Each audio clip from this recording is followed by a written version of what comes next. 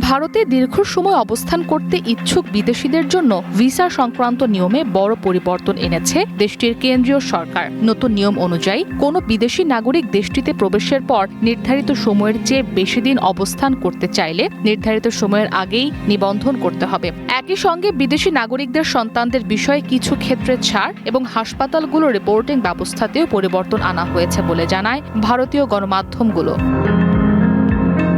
১ June জারি করা প্রজ্ঞাপনে বলা হয়, ইমিগ্রেশন অ্যান্ড ফরেনার্স রুলস ২০২৫-এর ১২ নম্বর বিধি সংশোধন করা হয়েছে। এতে ভারতে আগমনের ১৮০ দিন পূর্ণ হওয়ার পরবর্তী ১৪ দিনের মধ্যে নিবন্ধনের বিধান পরিবর্তন করে ১৮০ দিনের সময়সীমা শেষ হওয়ার আগেই যে কোনো সময় নিবন্ধন সম্পন্ন করার শর্ত যুক্ত করা হয়েছে। ভারত সরকারের মতে এর মাধ্যমে দেশটিতে অবস্থানরত বিদেশিদের উপর নজরদারি জোরদার করা এবং অভিবাসন তদারকি প্রক্রিয়া আরও কার্যকর করা সম্ভব হবে।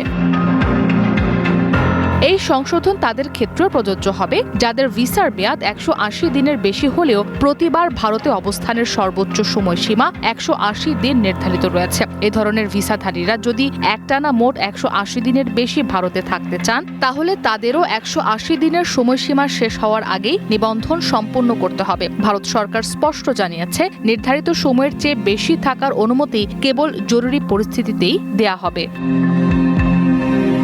এছাড়া ভিসার এই নতুন সংশোধনীতে ভারতে জন্ম নেয়া বিদেশি দম্পতির সন্তানদের ক্ষেত্রেও নিয়ম কিছুটা শিথিল করা হয়েছে। নতুন নিয়মে নবজাতকের বাবা মায়ের যে কোনো একজন যদি ভারতীয় নাগরিক হন এবং শিশুটির জন্য ভারতীয় নাগরিকত্ব বজায় রাখতে চান, তাহলে জন্মের পর বাধ্যতামূলকভাবে এই তথ্য জানানোর প্রয়োজন হবে না। তবে পরে যদি ওই সন্তান ভারতে বসবাসরত অবস্থায় অন্য কোনো দেশের নাগরিকত্ব গ্রহণ করে, তাহলে সন্তান বিদেশি নাগরিকত্ব পাওয়ার ৩০ দিনের মধ্যে বাবা মাকে নিবন্ধন কর্মকর্তাকে বিষয়টি জানাতে হবে।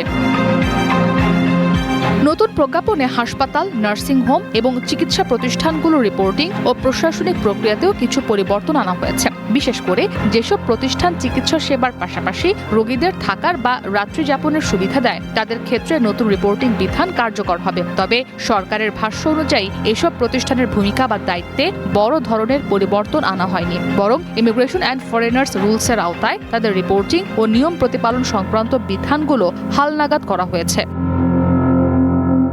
ইসরাত মুক্তি, ওয়ান ইন্টারন্যাশনাল ডেস্ক।